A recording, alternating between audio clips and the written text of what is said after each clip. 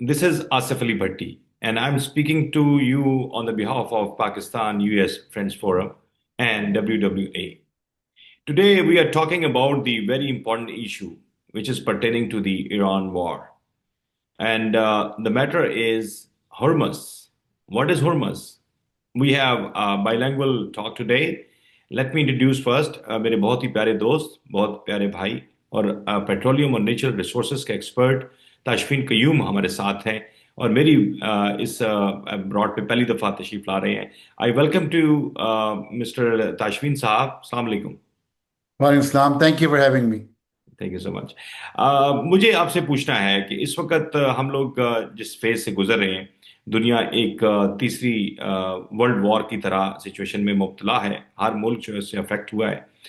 आपके ख्याल में ये जो हुर्मस का मामला है, पहले तो हम थोड़ी सी इस पे बात करेंगे, उसके बाद फिर मैं ओवरऑल जो पेट्रोलियम की सिचुएशन है पूरी दुनिया में, तेल के जो जखायर हैं और उन पे क्या इस वक्त उनकी सिचुएशन चल रही है, उस पर हम बात करेंगे।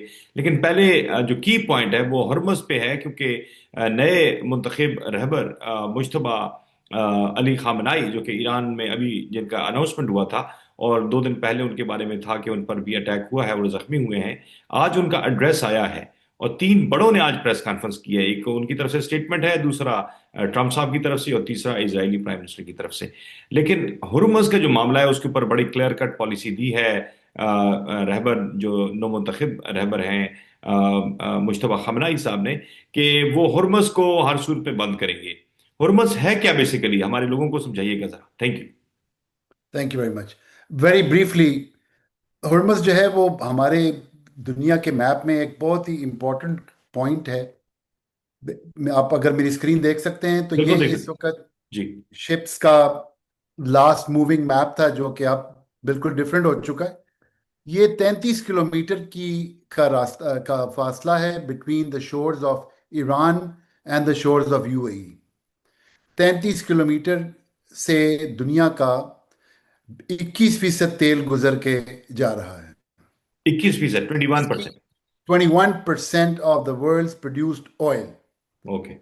ग्लोबली दुनिया प्रोड्यूस करती है between 106 to 108 million barrels a day, जिसमें सबसे लार्जेस्ट प्रोड्यूसर जो है वो यूएस है, यस। जो कि करीबन 14 मिलियन बैरल क्रूड ऑयल, और अगर आप गैस को साथ में ला लें इन ऑयल इक्वलेंसी तो वो 21 मिलियन बैरल पर डे की हाइड्रोकार्बन की प्रोडक्शन यूएस की होती है। Very true. पर्शियन गल्फ के ऊपर जितने भी ममालिक आपको नजर आ रहे हैं, यहाँ आपको यूएई नजर आ रहा है, ये कतर नजर आ रहा है आपको, इसी तरह ऊपर आपको Kuwait, Iraq, and then Saudi Arabia uses the same space as well to pass its oil through Gulf of Oman in towards east or going towards west. तो स्ट्रेट ऑफ हुर्मुज जो है वो क्रिटिकल हो जाता है, क्योंकि 33 किलोमीटर का area land से उसको मॉनिटर करके ब्लॉकेट कर देना निस्बतन आसान है बनिस्बत आप अपनी नेवी को खुले समुद्रों में लेके जाएं। तो 21% तेल इस वक्त दुनिया का रुका हुआ है, और रुकने की मल्टीपल वजूहात हैं। पहली वजह तो मेनली ईरान के ऊपर जो अटैक किया है इसराइल और यूएस ने, and then interestingly Iran has this weapon given to them by God and by the universe, and they are using it very effectively today. Use वो क्या कर रहे हैं? एक ऐसा रास्ता है मोटरवे पे, अगर आपको कोई ये बता दे कि उसमें खड्डे बने हुए हैं और उसमें बारिश में वो स्लिपरी हो जाती है, तो आप उस पे जाने को अगर अवॉइड ना भी करें तो आपकी गाड़ी की इंश्योरेंस जो है उसके ऊपर इम्पेक्ट आ जाएगा। तो हुर्मुज से शिप्स के ना गुजरने की मल्टीपल वजूहात में एक की रीज़न जो है वो इंश्योरेंस कंपनीज का उसको ना इंश्योर करना है। $1.5 मिलियन की इंश्योरेंस ऑफर की है कुछ ऑयल टैंकर कंपनीज ने, जो कि कुवैत का ऑयल लेके जा रही थी, but the insurance companies have decline to honour that. So that is the primary reason कि जब इंश्योरेंस कंपनीज ही अलाउ नहीं कर रही इंश्योर करना, तो ऑयल इज नॉट फ्लोइंग। अगर दुनिया में इजी मैथ के लिए 100 का नंबर ले लेते हैं, 100 मिलियन बैरल में से 20% की तरसील रुक जाए, तो ये तरसील ऐसी नहीं है कि जो आज होगी उसके बाद अगले महीने आएगी। ये ऐसी तरसील है जिसमें कि ऑयल ने डेली ट्रांसपोर्ट होना है, और 20 मिलियन ऑयल को मूव करना कोई ऐसा नहीं है कि एक शिप में आ जाएगा या दो शिप में आ जाएगा। उसके लिए you need hundreds of ship to flow both sides every day. एक दफ़ा यहाँ की अगर ट्रैफिक मुतासर हो गई तो it is very difficult to maintain the balances and make things happen. Thirdly, Iran ने लेटली जो माइंस हैं, सी माइंस उसने डिप्लॉय की हैं, जिसके जहाज़ जो उन माइंस को ले करते हैं उनको यूएस के एयरफोर्स ने अटैक करके डिस्ट्रॉय किया है, उनके काफ़ी माइन लेयर्स को। लेकिन ये इस बात से कोई फर्क नहीं पड़ता कि उन्होंने they have a stockpile of 5,000 naval mines as per some estimates of the western world. अगर उन्होंने 5 भी वहाँ गिरा दी हैं या लगा दी हैं या 15 लगा दी हैं तो it is enough to create that risk so high कि शिपिंग कंपनीज जाने से कतराएंगी। तो 33 किलोमीटर के एरिए को ईरान ने इस वक्त पकड़ के रखा हुआ है। आप समझिए कि पूरी दुनिया की इकॉनमी जो है उसकी एक चोकिंग पॉइंट बना के रख दिया ईरान ने इस वक्त स्टेट ऑफ हॉर्मस को। दुनिया में बहुत सारे स्ट्रेट्स हैं, this is not the only only strait. मैं आपको एक पर्सपेक्टिव देना चाहता हूँ, so allow me to show you something very interesting. इससे पहले कि आप आगे जाएं, मैं सिर्फ एक या सवाल यहीं पे रुक के करूंगा आपसे कि ये जो 33 किलोमीटर का पैच है जिसको यू आर रेफरिंग के, that is in the possession of Iran to some extent, के ईरान की उस टेरिटोरी में आता है। ये 33 किलोमीटर जो है, that is how we can map it, how we can just figure it out, कि लोगों को समझने के लिए कि 33 किलोमीटर जो है वो कोई उसकी समत है, या ये मुरब्बा किलोमीटर आप इसको कह रहे हैं, क्या क्या कह रहे हैं इसको थोड़ा सा मैं समझ। आपको इसको एक मैप दिखा रहा हूँ, अगर आपको नजर आ रहा हो। जी, वही वाला मैप है जो पहले आप दिखा रहे जी, थे। ये है स्ट्रेट ऑफ हॉर्मस। जी। This is it.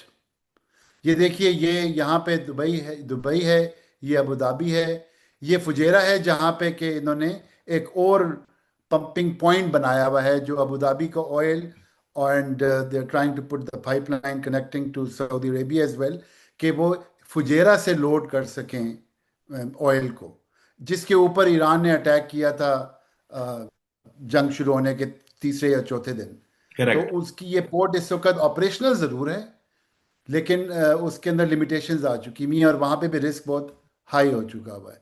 तो वो जो स्ट्रेट है वो ये वाला हिस्सा है, और ये जो 33 किलोमीटर मैं आपको फासला बता रहा हूँ, ये इन दो किनारों का फासला है। दो किनारों का यहाँ पे, फासला। Got it. यहाँ पे जी, यहाँ पे ईरान है और ये राशिकुल खैमा की तरफ जो रास्ता आता है, और जो शुरू होता है, इनका कौन सा इलाके का नाम है, मिनाब। जी। मनाब, मनाब से लेके और वहां तक 33 किलोमीटर्स का जो एरिया है, ये उन्होंने एक किस्म का उनके टेरिटोरी, उनके कंट्रोल में। अच्छा, ये सिर्फ एक सवाल ये भी साथ में पैदा होता है कि वहां पे ये सिक्योरिटी मेंटेन कैसे कर रहे हैं, यानी कि क्रॉस बॉर्डर ना हो सके, ये यहाँ से गुजर ना सके, उसको how they are preventing that, they are पांच तरह अटैकिंग ऑन के them, they are attacking them. 5 तरह के एक्शंस किए हैं। एक तो उन्होंने धमकी दी हुई है। जी, धमकी तो अभी दी हुई आजकल के दौर में तो धमकी ही काफी काम कर रही है। दूसरा, उन्होंने कुछ शिप्स को मिसाइल्स के थ्रू डिस्ट्रॉय भी किया, जिसमें एक थाईलैंड का फ्लैग कैरियर था जो कि इंडिया लेके जा रहा था ऑयल को। एक उन्होंने ऑयल कैरिंग कैरियर को, है। हाँ, उसमें एक एक और इंडियन भी टैंकर को मारा भी गया है, उन्होंने आग बिल्कुल लगी। सही, बिल्कुल सही। जी। तीसरा, उन्होंने ये जो मैं आपको बता रहा था कि नेवल माइंस जो हैं डिप्लॉय कर दी हैं। नंबर ऑफ माइंस का नहीं पता, but they have deployed the mines. चौथा, उन्होंने पूरी दुनिया को कहा है अलल ऐलान, और उनकी सारी हायरार्की ने बारी बारी कहा है कि स्ट्रेट ऑफ हॉर्मस तब तक नहीं खुलेगा जब तक ये जंग बंद नहीं होती है। Now as you rightly know कि 3 उन्होंने मेजर अपनी कंडीशंस दे दी हैं। तो बंद करने के लिए ये 4 चीज़ें हो गई जो उन्होंने की हैं। और पांचवी इंटरेस्टिंग चीज़ जो उन्होंने की है वो ये की है कि अगर कोई इसको बाईपास करके जाना चाहे तो उसके पास, let's say India wants to buy oil from UAE, तो वो फुजेरा से लोड कर लेंगे। तो फुजेरा से अगर लोडिंग होके ज़्यादा ऑयल जाना शुरू होता है इंडिया की तरफ या ईस्ट की तरफ, तो स्ट्रेट की जो वैल्यू है वो कम होती है। तो उन्होंने फुजेरा को भी हिट कर दिया हुआ है। तो उसकी वजह से, इन इन सब चीज़ों की वजह से, और the threat which they have posed, which has basically shaken the insurance companies not to insure the oil tankers. हम्म। तो ये 5 तरह की चीजें करके उन्होंने इस वक्त वर्चुअली स्ट्रेट को उन्होंने क्लोज डाउन किया हुआ है। अच्छा अच्छा, इसका जो आप दूसरी तरफ जा रहे थे, आप प्लीज कंटिन्यू कीजिएगा। इसका इम्पैक्ट भी साथ साथ बताते जाइए कि how it is impacting that you said 21% of the total oil of the world is being now stopped, right? उनकी ट्रांसपोर्टेशन जो है वो लिटरली बंद हो चुकी है। जी आपके ख्याल में अभी नेक्स्ट आप क्या बताने जा रहे थे? आप वो पहले बात कीजिएगा, फिर उसके बाद हम इस पे आते जी जरूर, मैं आपको अभी दिखाता हूँ, एक सेकंड में, let me share my screen with you so you can see it very quickly. एक रिपोर्ट है जो, अगर आप मेरी स्क्रीन अभी देख हैं। सकें। I can see that. Wonderful. देखिए, अभी रॉयटर्स ने एक बहुत ही इंटरेस्टिंग ये तज्जिया जारी किया है जिसमें कि बहुत सारी चीज़ें उन्होंने क्लैरिफाई कर दी हुई हैं। उन्होंने बताया कि देखें, दुनिया के अंदर जितनी मेन स्ट्रेट्स हैं उनमें से कितना तेल गुजर रहा है। तो ये देखिए, ये स्ट्रेट ऑफ मलाका है, ये स्ट्रेट ऑफ हर्मज है, ये केप ऑफ गुड होप है अफ्रीका की तरफ, और ये स्विस कनाल और एक सुमेट पाइपलाइन है जो जाती है। फिर डैनिश स्ट्रेट है, बाबल मंदिब है, टर्किश स्ट्रेट्स हैं, पनामा कनाल है। ये ऑयल की मैं बात कर रहा हूँ। तो अगर आप देखें तो स्ट्रेट ऑफ हर्मज से in the last first half of the last year north of 20 million barrels have been flowing through the tankers every single day. तो this is to show you the importance of this particular strait of Hormuz. लेकिन उससे भी ज्यादा interesting और important बात जो है वो गैस है, कि जो लिक्विफाइड नेचुरल गैस है जिसके ऊपर पाकिस्तान भी डिपेंडेंट है, जिसको जो एलएनजी कतर से कहते हैं हम, हम। जी, जिसको एलएनजी कहते हैं, जो हम कतर से जी, लेते इंपोर्ट रहे हैं करते हैं। काफी अरसा जी। और अभी भी ले रहे हैं, उसकी जो ट्रैफिक है वो हर्मस में बहुत हैवी है। बिकॉज कतर से जिसने भी एलएनजी लेके जानी है उसने स्ट्रेट ऑफ हर्मस से गुजरे बगैर वो जा नहीं सकता। और ये जो इंफ्रास्ट्रक्चर है ऑयल का, ये इटसेल्फ काफ़ी कॉम्प्लेक्स होता है। उसके अंदर आपने जेटीज बनानी है, आपने पोर्ट डेवलप करनी है, आपने इतने बड़े टैंकर्स के आने के बंदोबस्त करना है, फिर उनके लिए आपने जेटी के ऊपर लोडिंग डॉक्स लगाने हैं।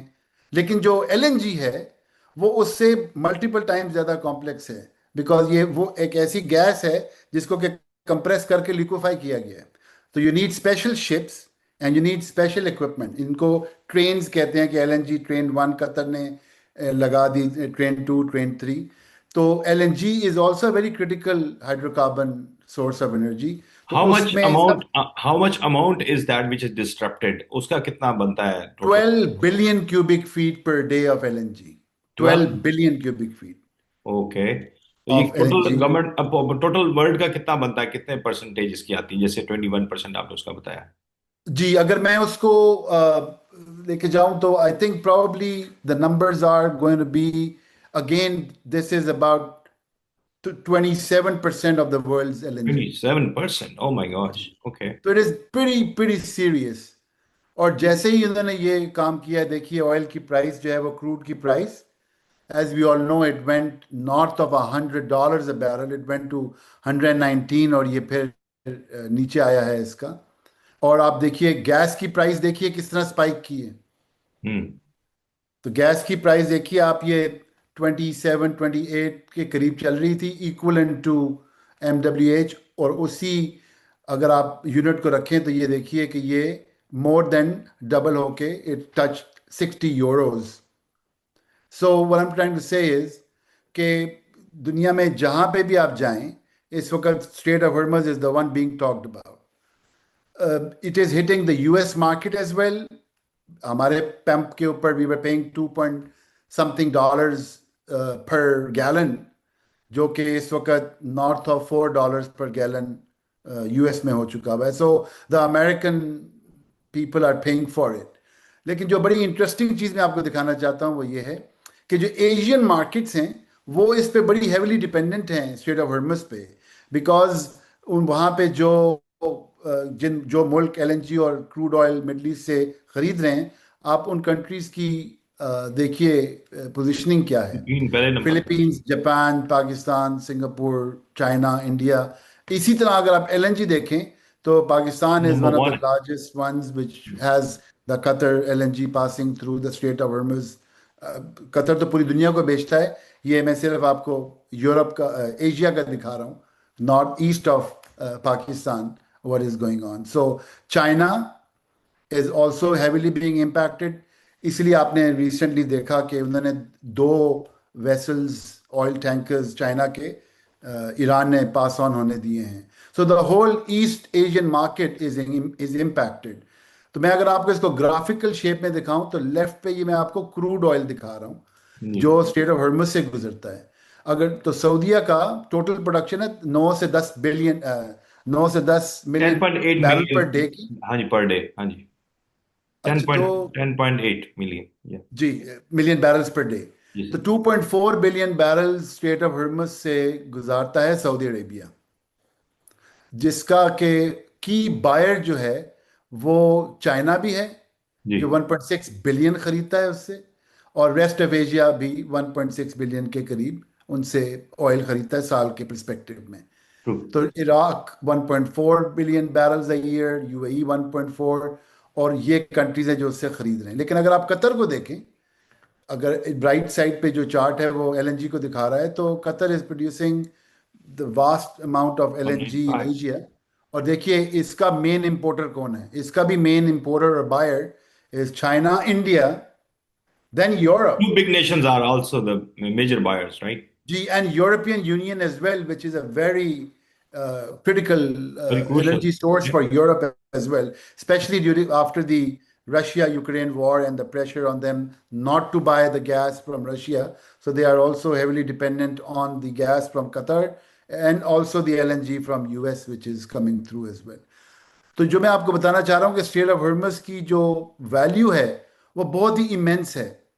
तो ज़रा सा आप इन ऑयल इंफ्रास्ट्रक्चर को अगर डिस्ट्रॉय करते हैं, जिस तरह की ये तस्वीरें रॉयटर्स ने लगाई हुई हैं, दिस इज नथिंग सीक्रेट. तो what I am trying to say is it is going to take a minimum of close to a decade to get back to where they were Oh my before God, this war decade. You are started. saying हमें एक दहाई लगेगी कि हम उस सूरत हाल normalise करने में वापस आए. जो रिपोर्ट्स वेरीफाइड आ चुकी हैं, जी. मिडल ईस्ट का इंफ्रास्ट्रक्चर जो इम्पैक्ट हुआ है ऑयल प्रोडक्शन में, ऑयल वेल्स पे, जहाँ पे के डेजर्ट में या ऑफशोर जहाँ से ऑयल एंड गैस प्रोड्यूस हो रहा है, उस इंफ्रास्ट्रक्चर को जो डैमेज हुआ है. फिर उनको कुछ फील्ड्स अपने जहाँ से वो oil and gas middle eastern countries produce कर रहे हैं, उनको उसको बंद करना पड़ रहा है because there is no way to take the oil. तो अगर आप ऑयल को कहीं ले जा नहीं सकते तो आपको you have to turn the tap of.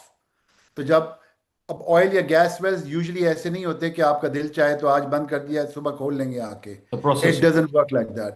फिर उस ऑयल को प्रोसेस करके आपने उसमें से गैस को एक्सट्रैक्ट करके ऑयल को, क्रूड ऑयल को इस शेप में लाना होता है जो टैंकर्स में जा सके. उसके लिए आपको एक और प्रोसेसिंग प्लांट चाहिए है जिसको यूजुअली रिफाइनरीज भी कहा जाता है फॉर इजी अंडरस्टैंडिंग. उसके बाद आपको पोर्ट्स भी चाहिए जो इन जहाज़ों को रिसीव करके उसके अंदर ऑयल एंड गैस को लोड कर सकें. सो अगेन मैं आपको एक डिफरेंट मैप दिखा रहा हूं यहाँ पे. Again this is the strait of Hormuz. तो अगर आप देखें कि ये जो सऊदी अरेबिया का मेन ऑयल प्रोडक्शन है वो इस एरिया में है, ईस्टर्न प्रोविंस में है.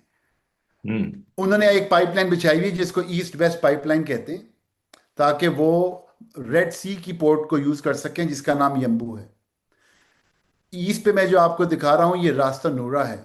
अगर आपको याद हो कि तीसरे दिन, सेकंड और third day of the this war, रास्ता नूरा की ऑयल रिफाइनरी सऊदी अरेबिया में हिट हुई थी जो कि ईरान ने डिक्लाइन किया कि हमने नहीं किया, it's somebody else who did Somebody it. else, yeah. Missile attack was. लेकिन Ras Tanura is the backbone of Saudi Arabia's production.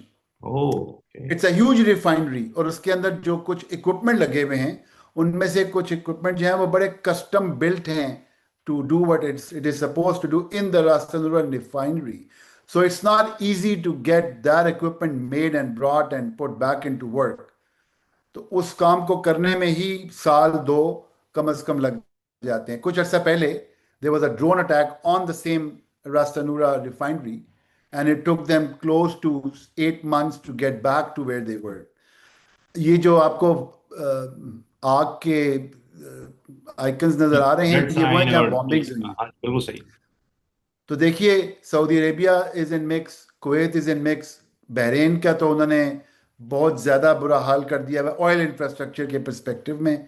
Qatar is facing the same, उनकी यूएई में भी सिमिलर।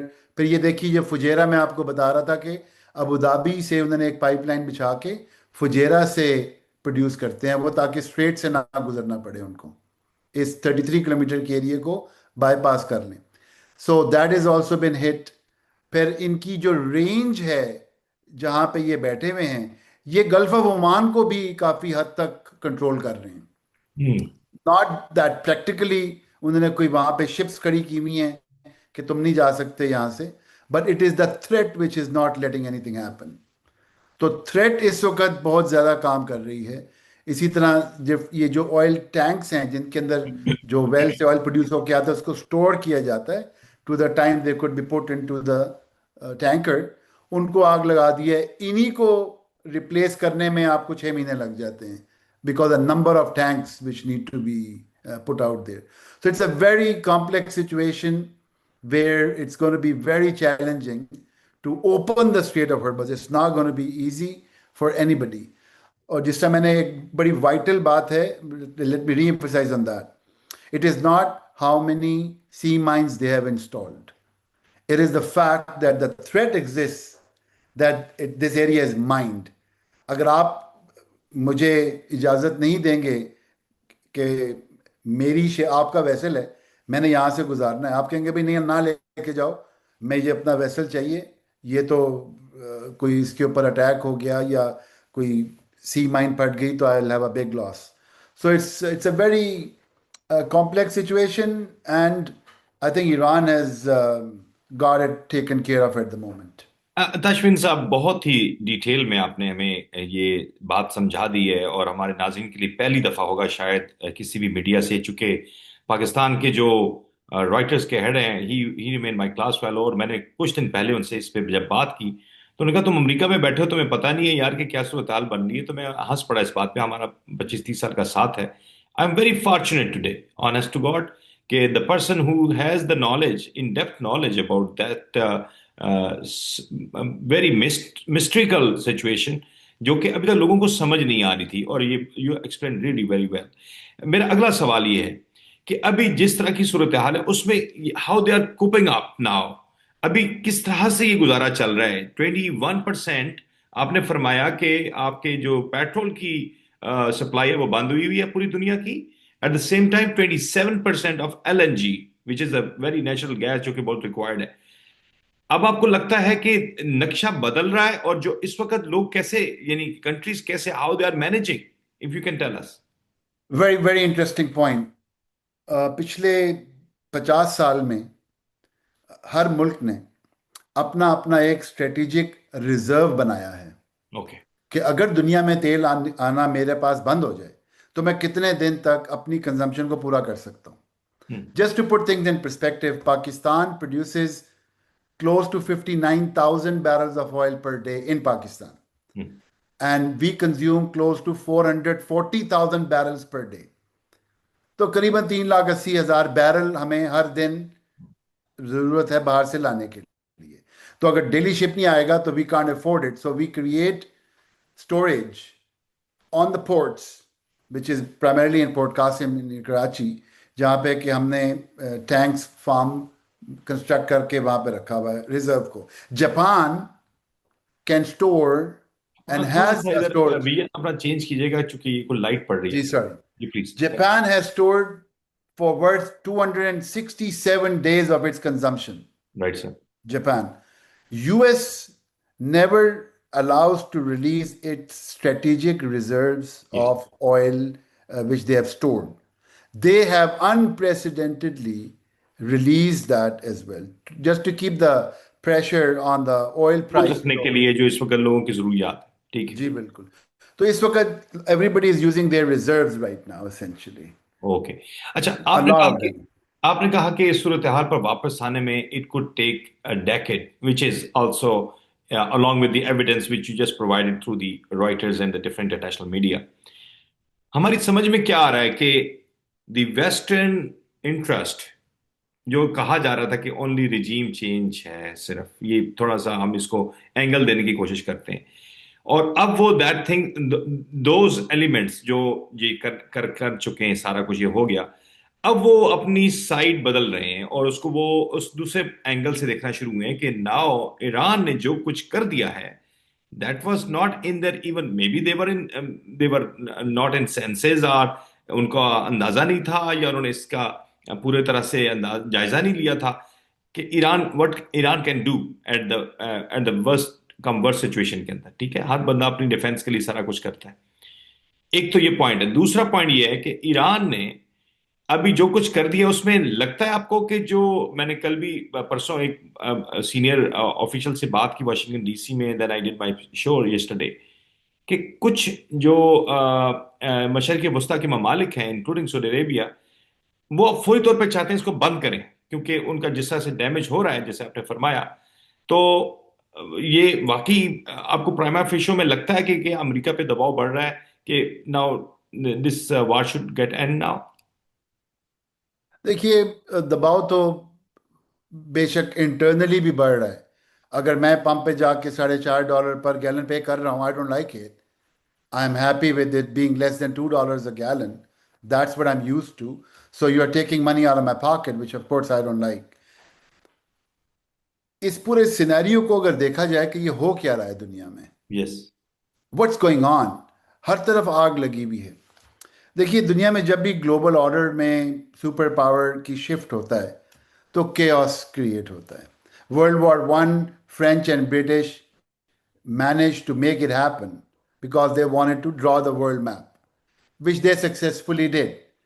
देन उनका एक अंकल आ गया यूरोप में ही, एक German, उसने आके उनके प्लान को ख़राब करके जब शुरू किया, तो to counter that Americans had to come into the war, and American prove to be the next super power which ensured के the myth and the empire of the French and the British completely desolates. उसने make ensure किया American presidents ने कि ये दोनों empires खत्म हो जाएं। They ensured that. Why? Because they wanted to replace them and they did manage to replace them. So, from the American perspective, Americans, we want to ensure the petrodollar stays into effect. Nobody talks about it, but it's all about money, resources, control at the end of the day. Yes. तो मैं petro dollar को park करता हूँ एक जगह पे। दूसरी मैं आपको एक बात जो बताना चाह रहा हूँ कि China is the emerging power, economic power.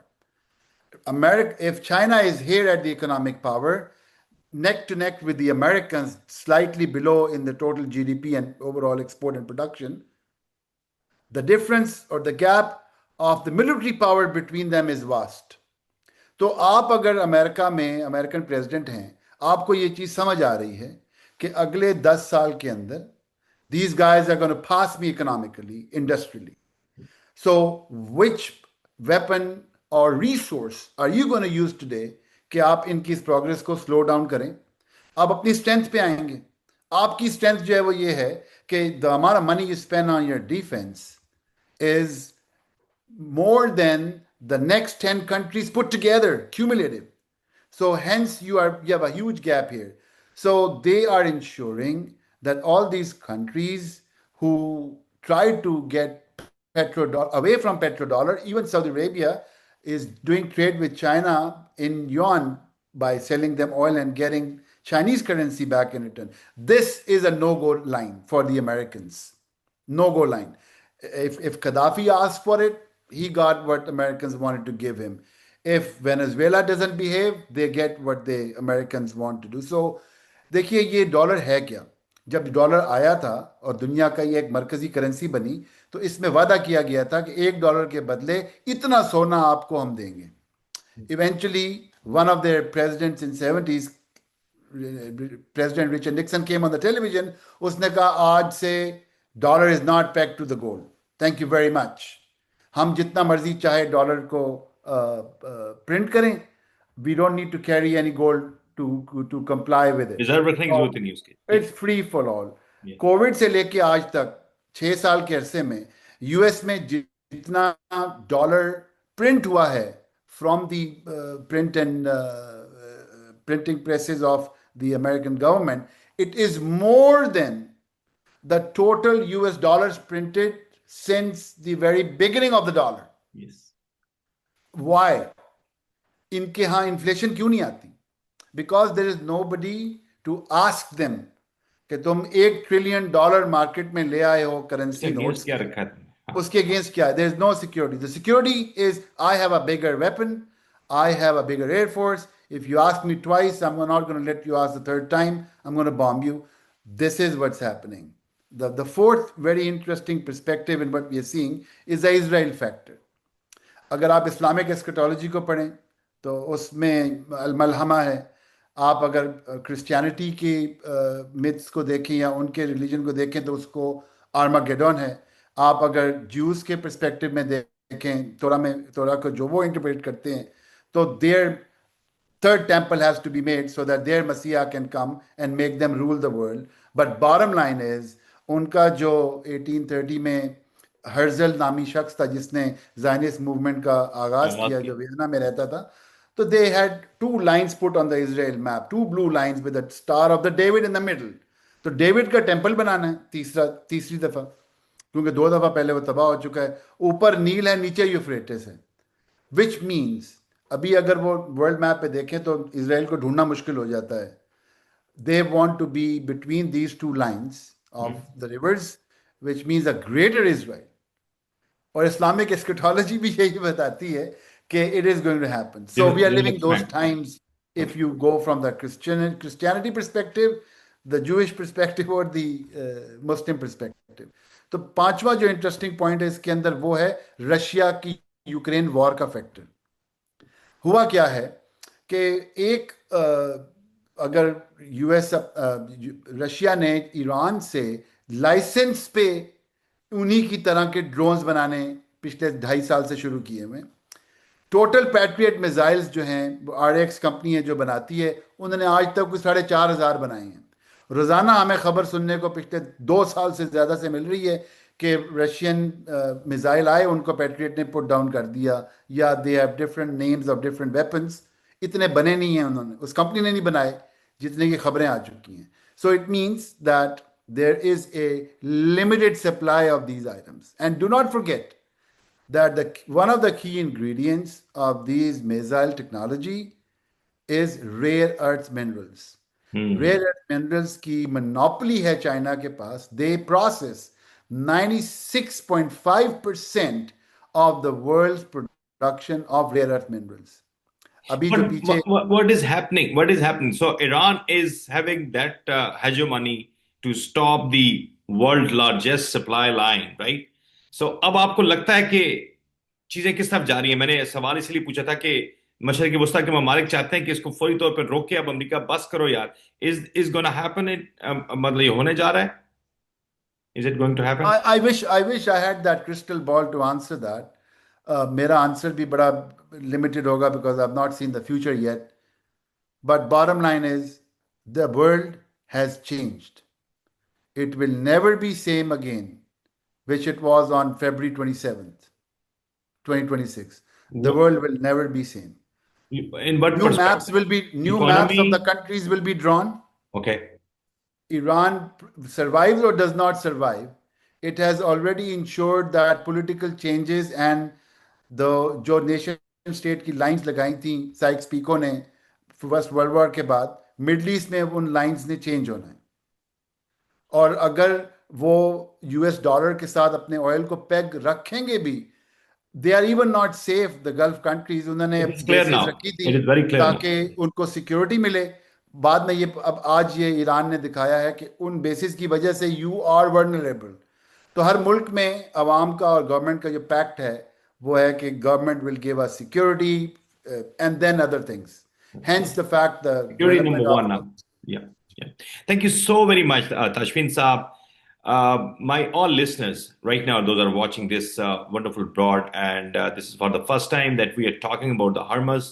और जिस तरह से इन्होंने नरेट किया है कि world map is going to be change, तमाम सिनारियोज बदल रहे हैं, इकोनॉमीज बदल रही हैं और सिक्योरिटी पैराडाइम्स भी बदल रहे हैं. लेकिन होगा क्या, इस बारे में जो एक सवाल मेरा रह गया है वो अगली हम एक डिबेट में इनके साथ इनिशिएट करेंगे, which is about the Pakistani perspective, और पाकिस्तान की जो खित्ते में मौजूदगी है वो कितनी इंपॉर्टेंट है, हैविंग सेड दैट कि ईरान की बारी आ गई है, और व्हाट वुड बी नेक्स्ट। ये बहुत इंपॉर्टेंट सब्जेक्ट होगा हमारी नेक्स्ट टॉक के अंदर। लेकिन अब तक जितनी मालूमात आपको मिली हैं, that is probably very much influential in terms of your knowledge, और ये आप लोगों के लिए फायदे की इसलिए है कि पूरी दुनिया में जो कुछ हो रहा है सिर्फ हमें जंग की आवाजें आ रही हैं, लेकिन हमें कहीं से कुछ पता नहीं चल रहा कि हो क्या रहा है। आज हमने सिनारियो खोल के बयान किया है। Thank you so very much Tajbin साहब, गॉड ब्लेस यू। और मेरे तमाम नाज़रीन को अब तक के लिए इतना ही। आपके लिए मजीद मालूमात लेके दोबारा हाजिर होऊंगा। तब तक के लिए अपने मेजबान आसिफ अली भट्टी को दीजिए इजाजत।